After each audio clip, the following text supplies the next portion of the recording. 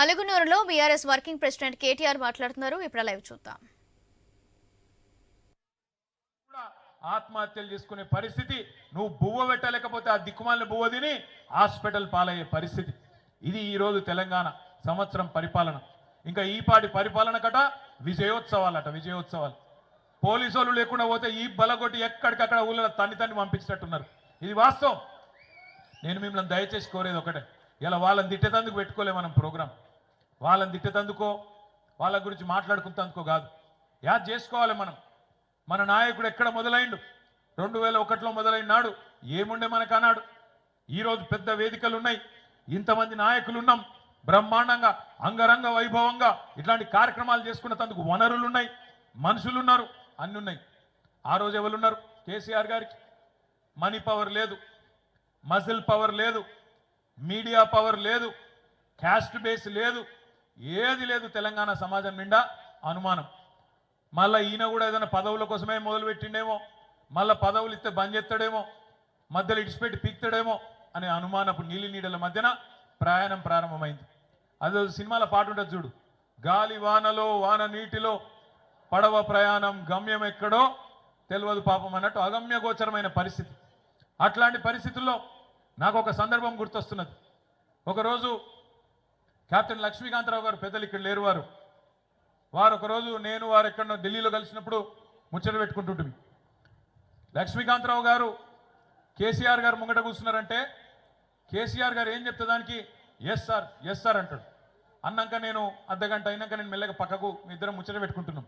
నేను అడిగిన, అంకుల్ మీరు మిలిటరీలో పనిచేసిండ్రు కదా, అందుకేనా మరి ఏం చెప్పినా కమాండర్ ఏం చెప్పినా ఎస్ సార్, ఎస్ సార్ అందుకే అంటుండ్రా నేను అడిగిన. కాదు రాము, నీకు ఒక్క విషయం చెప్తా ఇను అన్నాడు. ఏంటిది అంకుల్ అన్న? ఏం లేదు, 2001లో కేసీఆర్ పార్టీ పెట్టంగానే నన్ను పిలిచిండు. పిలిస్తే నేను పోయి కూర్చున్నప్పుడు మంచిగా భోజనం పెట్టి గంట సేపు చెప్పిండు నాకు, కెప్టెన్ గారు ఇంకప్పటికి పంచాయతీ ఎన్నికలు కాలే, పార్టీ పెట్టి 5-10 రోజులే. కెప్టెన్ గారు తొందరలో పంచాయతీ ఎన్నికలు రాబోతున్నాయి, మన వాళ్ళు జిల్లా పరిషత్ చైర్మన్లు అవుతారు, మండల పరిషత్ అధ్యక్షులు అవుతారు, జెడ్పీటీసీలు అవుతారు, 2004 ఎన్నికల్లో ఎమ్మెల్యేలు అవుతారు, మంత్రులు అవుతారు, కేంద్ర మంత్రులు అవుతారు, ఆఖరికి కొంతమంది గవర్నర్లు కూడా అవుతారు. ఓటు ద్వారానే శాసించి మనం తెలంగాణ తెచ్చుకుంటామని చెప్పిండు. చెప్తే నేను గంట సేపు ఇని ఆఖరికి మెల్లగా నోరు తెరిచి, సార్ నువ్వు చెప్పిందంతా బాగానే ఉంది కానీ నాకు సినిమా చూసినట్టే అనిపిస్తుంది సార్, ఏమనుకోకు అని చెప్పిన.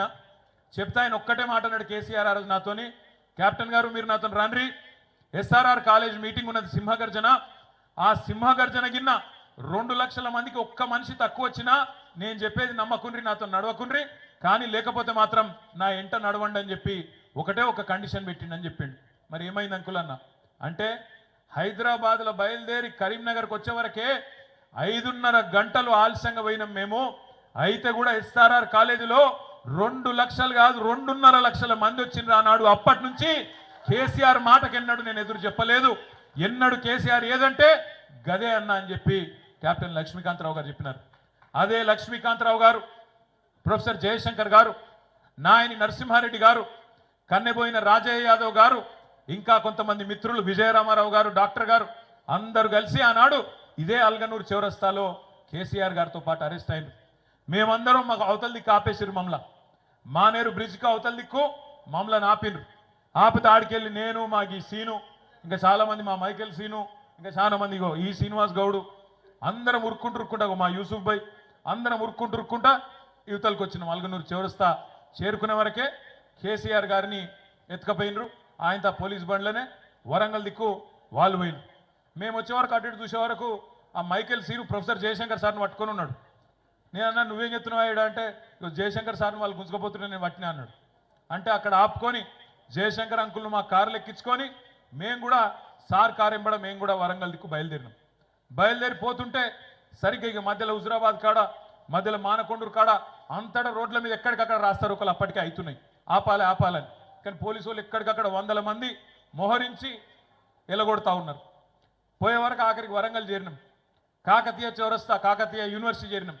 చేరే వరకు అక్కడ మొత్తం పిల్లలు 700-800 మంది రోడ్డు కడ్డంగా కూర్చున్నారు. వాళ్ళకు దిగి, అంటే జయశంకర్ సార్ ఉన్నాడు నా కారు ఓనీని నేను మీతో కూర్చుంటా అని చెప్పి జయశంకర్ సార్ను పంపించి నేను అక్కడనే పిల్లలతో కూర్చుంటే మమ్మల్ని అందరిని అరెస్ట్ చేసిండ్రు, చేసి వ్యాన్ ఎక్కిచ్చి తీసుకుపోతుంటే మధ్యలో హన్మకొండ జంక్షన్ కాడికి పోగానే బండి కొద్దిగా స్లో అయింది. ఆయనతో అందరం దుంకినాం, పారిపోయి మొత్తం మంది పోయి జయశంకర్ సార్ ఇంట్లో కూర్చుంటే మళ్ళా పోలీసు వాళ్ళు 2 గంటలకు వచ్చిండ్రు, అరెస్ట్ చేసి ఆయనతో తీసుకుపోయి వరంగల్ జైల్లో పెట్టిండ్రు. అట్లా ఆ దినమంతా వరంగల్ జైల్లో ఉన్నాం.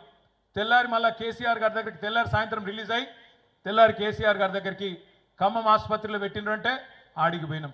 ఆడికి వెళ్ళి మళ్ళీ హైదరాబాదు 11 రోజుల పాటు ఆ దీక్ష తెలంగాణలో నిప్పు రగిలిచ్చింది. ఒక తమ్ముడు శ్రీకాంతచారి అదే రోజు అగ్గి పెట్టుకొని మొత్తం తన మీద పెట్రోల్ పోసుకొని తెలంగాణ వ్యాప్తంగా ఆనాడు ఉన్న మొత్తం యువతను వాళ్ళలో ఉన్న పోరాట స్ఫూర్తిని ఆ రోజు రగిలిచ్చిండు. తెల్లారో మర్నాడో పోలీస్ కిష్టయ్య గారు కామారెడ్డిలో పోలీస్ యూనిఫామ్లో తనను తాను చంపుకొని ఆత్మహత్య చేసుకొని తెలంగాణ కోసం బలిదానం అయిపోయి ఆనాడు ఆయన కూడా తెలంగాణలో ఎంత గట్టిగా ఈ ఆకాంక్ష ఉందో ఆయన చాటిండు. ఇవన్నీ చూసి కేసీఆర్ గారు గుండెలు అవిసిపోయేలాగా ఏడ్చిండు.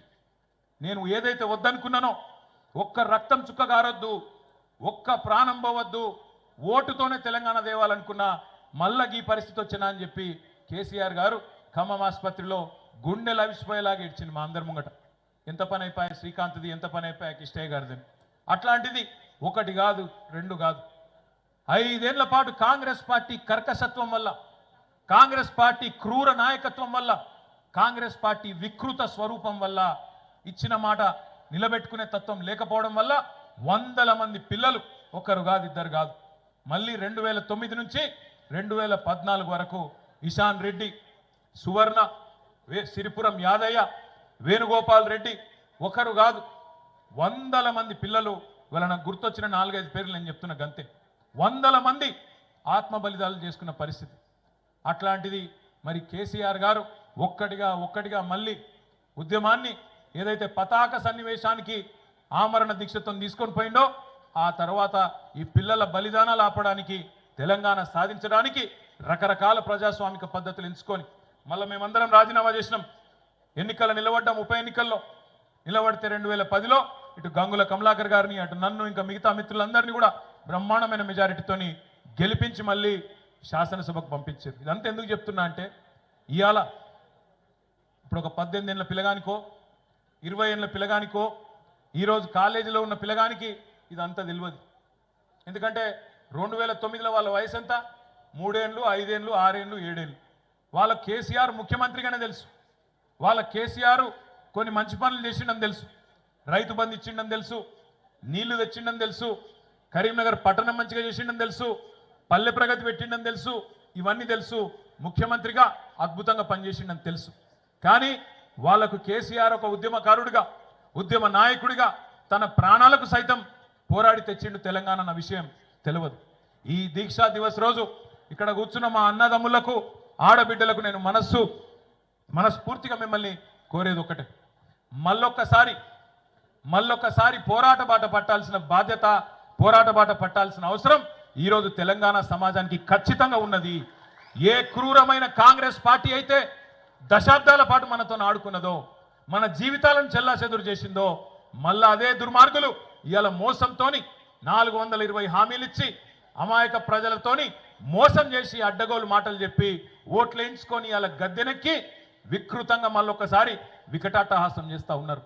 అందుకే దీక్షా దివస్ స్ఫూర్తిగా, కేసీఆర్ పోరాట స్ఫూర్తిగా మనందరం కూడా మళ్ళొక్కసారి కదం దొక్కుదాం. ఏ కరీంనగర్లోనైతే ఆనాడు విజృంభించినామో అదే కరీంనగర్ నుంచి మళ్ళొక్కసారి కథన రంగంలోకి పోదాం. తప్పకుండా కాంగ్రెస్ పార్టీ మెడలు వంచుదాం. తెలంగాణ ప్రజల పక్షాన వాళ్ళు ఇచ్చిన 420 హామీలు అమలయ్యేదాకా ఈ గులాబీ జెండా తప్పకుండా వారి పక్షాననే ఉంటదనే మాటను మీకు విజ్ఞప్తి చేస్తా ఉన్నా. ఇక్కడికి వచ్చిన మా అన్నదమ్ములతోని నేను కోరేది ఒకటే, ఎట్టి పరిస్థితుల్లో రాబోయే 4 సంవత్సరాల పాటు ఖచ్చితంగా ప్రజల పక్షాన్నే ఉందాం, ప్రజల పక్షాన్నే కొట్లాడదాం. ఒక్క రోజు కూడా అల్లు పెరగకుండా అందరం కలిసికట్టుగా ఐక్యంగా ముందుకు పోదాం.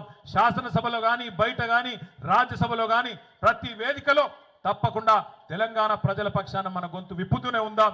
సందర్భాన్ని వచ్చినప్పుడు ఉద్యమం చేద్దాం, లేదంటే ఎక్కడికక్కడ ఈ పోరాట స్ఫూర్తిని నింపే విధంగా ముందుకు పోదామని చెప్పి మీ అందరు కూడా విజ్ఞప్తి చేస్తూ ఈ దీక్షా దివస్ ను ఇంత బ్రహ్మాండంగా విజయవంతం చేసిన మీ అందరికీ పేరు పేరున నమస్కారాలు తెలియజేస్తూ జై తెలంగాణ.